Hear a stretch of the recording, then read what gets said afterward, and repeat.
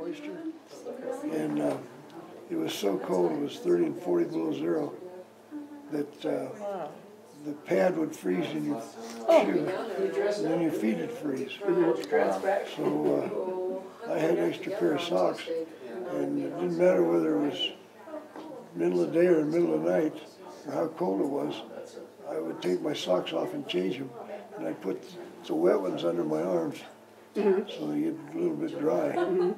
And I was one of the few that never got frostbite. Yeah. But it was, I mean, you imagine 30 below zero, taking your shoes off and putting your socks on. Yeah. A lot of guys just say, "Oh, I'm going to leave I'm going to leave these cold, wet ones on." You know, next thing you know, your toes are all black and peeling off.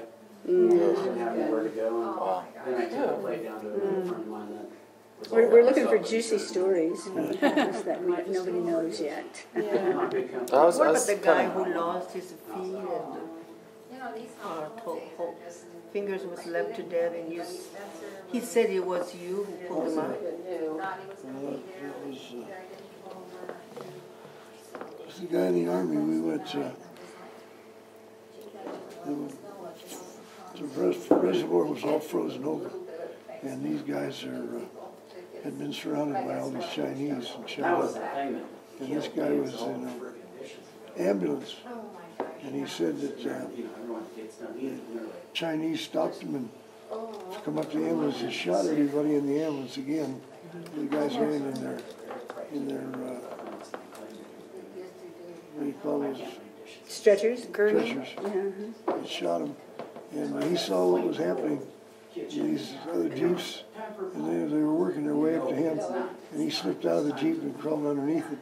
And then what they would do is, after they shot everybody, they'd set fire to the Jeeps. And this guy crawled out on the ice, and I don't know what year it was that when was it? Yeah. It was 1950. No, I'm talking about the reunion. Oh, reunion. That was about 3-4 years ago in Vegas. Anyway, I had this guy come up to me, and his legs were off at the knees, and his fingers were all like those knuckles. And so he came and got me and said, "Oh, there's a guy who wants to meet you." So I went over, and the guy's sitting in a wheelchair with his legs off and all his fingers gone like that. And stuck a paw up and said, "You're Andy Oldfield?" And I said, "Yeah." And he says, "Well, thank you for saving my life."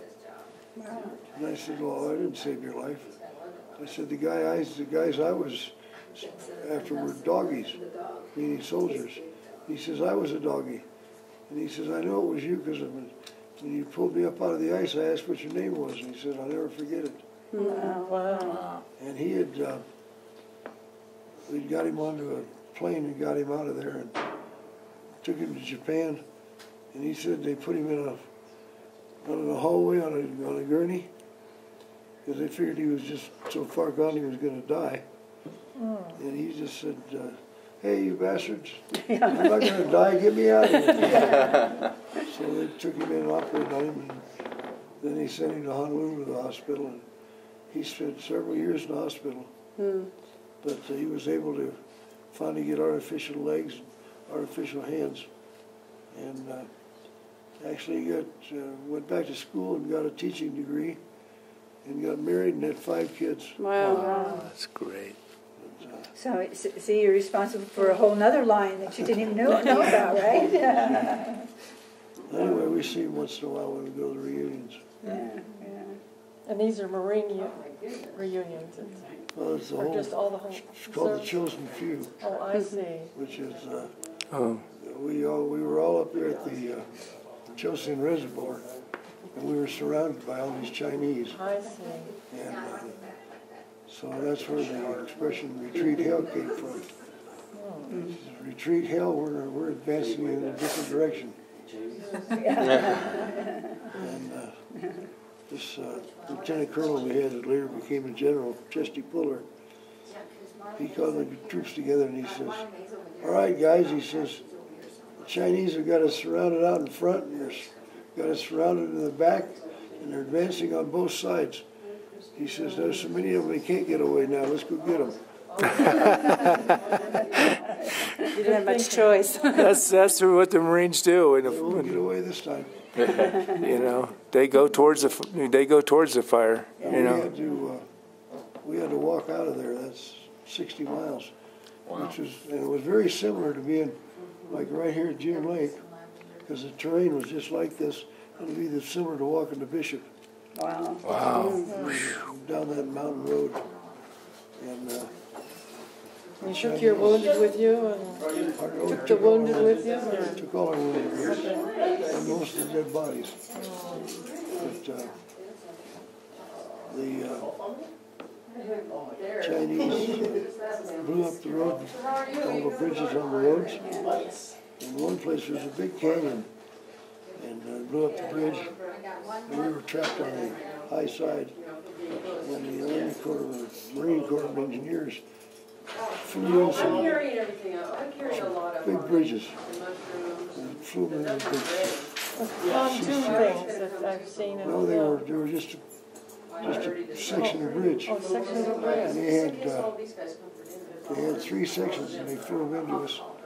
And 2 of them got wrecked when they tried to drop them by parachute. And they finally got one across the bridge, or across the ravine, so we could get out.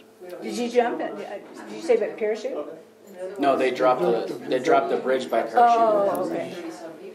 when did it turn around, Andy? When you guys started getting the upper hand, and you knew that things, you know, you guys were going to, because you guys are surrounded. Yeah, it took us. It took us about 2 weeks to walk out of there. Wow. But how did you? So that's how you get by? escaped. How did you get by though? And how did you get through them? Well, just Shot him. fighting them all the way. Wow. Didn't they at one point drop all the Tootsie Rolls? That's why when we go to reunion, they always have Tootsie Rolls. Well, If they ask for food and supplies, all they got is Tootsie Roll. They drop tons of Tootsie Rolls. Typical service, right? Government. Yeah. So when you guys tell them, why do they have Tootsie Rolls everywhere? That's the story. Oh, wow. Well, it was good because you could put them in your pocket and they'd freeze. And then when you need something to eat, you just suck on it. Sucked on Suck him. on 'em, yeah.